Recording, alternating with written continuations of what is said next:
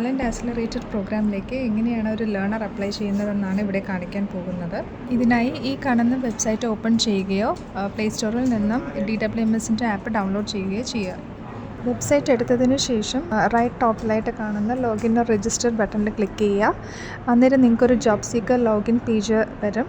അതിൽ നിങ്ങൾ ആദ്യമായിട്ട് രജിസ്റ്റർ ചെയ്യുവാണെങ്കിൽ അതിൽ രജിസ്റ്റർ എന്നുള്ള ഓപ്ഷൻ എടുത്തിട്ട് ഈ കാണുന്ന വിൻഡോയിൽ നിങ്ങൾ ഇമെയിൽ ഐഡിയും ഫോൺ നമ്പറും കൊടുത്തതിന് ശേഷം I have read and agree the terms and conditions എന്ന ചെക്ക് ബോക്സും ടിക്ക് ചെയ്തതിന് ശേഷം send email or SMS OTP എന്നുള്ള ബട്ടൺ ക്ലിക്ക് ചെയ്യുക.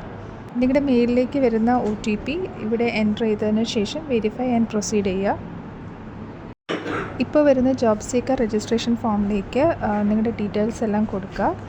എല്ലാ ഫീൽഡും ഫിൽ ചെയ്തു എന്നുള്ളത് എൻഷുർ ചെയ്യുക. ശേഷം ഫൈനലി സബ്മിറ്റ് കൊടുക്കുക. സബ്മിറ്റ് ബട്ടൺ കൊടുത്തു കഴിയുമ്പോൾ യുവർ രജിസ്ട്രേഷൻ സബ്മിറ്റഡ് എന്നൊരു മെസ്സേജും കൂടെ നിങ്ങളുടെ പ്രൊഫൈൽ ഐഡിയും അതിൽ ഡിസ്പ്ലേ ആവും. ഇവിടെ നിങ്ങൾക്ക് പ്രൊസീഡ് ടു ലോഗിൻ കൊടുത്തിട്ട് വീണ്ടും ലോഗിൻ ചെയ്യാൻ പറ്റും. വീണ്ടും ലോഗിൻ ചെയ്തതിന് ശേഷം നിങ്ങൾക്ക് മൈ പ്രൊഫൈൽ എടുത്ത് നിങ്ങളുടെ ക്വാളിഫിക്കേഷനും എക്സ്പീരിയൻസും എല്ലാം കൊടുത്ത് നിങ്ങളുടെ പ്രൊഫൈൽ കംപ്ലീറ്റ് ചെയ്യാവുന്നതാണ്.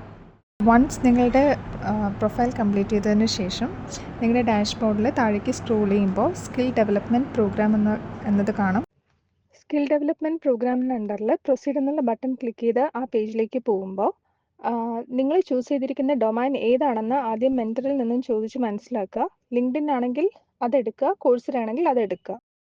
കോഴ്സിറ എന്നുള്ള ബട്ടൺ ക്ലിക്ക് ചെയ്യുക.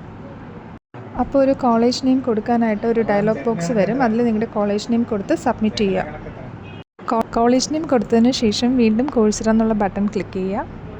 ഇപ്പോൾ കാണുന്ന പേജിൽ എക്സ്പ്ലോർ സെക്ടേഴ്സിൻ്റെ അണ്ടറിൽ നിങ്ങളുടെ മെൻറ്റർ ഏത് സെക്ടറിലാണോ ബിലോങ് ചെയ്യുന്നത് ആ സെക്ടർ ക്ലിക്ക് ചെയ്യുക. ഇപ്പോൾ നിങ്ങൾ ചൂസ് ചെയ്തിരിക്കുന്ന സെക്ടറിൻ്റെ അണ്ടറിലുള്ള കോഴ്സസ് ഏതൊക്കെയാണെന്നായിരിക്കും ഈ കാണിച്ചിരിക്കുന്നത്. അതിൽ നിങ്ങൾക്ക് ഏത് കോഴ്സാണോ നിങ്ങളുടെ മെൻറ്റർ സജസ്റ്റ് ചെയ്തിരിക്കുന്നത് ആ കോഴ്സ് സെലക്ട് ചെയ്യുക. സെലക്ട് ചെയ്തതിന് ശേഷം അതിൽ മെൻറ്റർ പേസ്റ്റ് എന്നുള്ള ബട്ടണിൽ ക്ലിക്ക് ചെയ്യുക. ഇപ്പോൾ മെൻറ്റർ പേസ്റ്റ് ക്ലിക്ക് ചെയ്തതിന് ശേഷം വരുന്ന പേജിൽ എക്സ്പ്ലോർ ഓൾ മെൻറ്റേഴ്സ് എന്നുള്ള ഓപ്ഷൻ കൊടുക്കുക.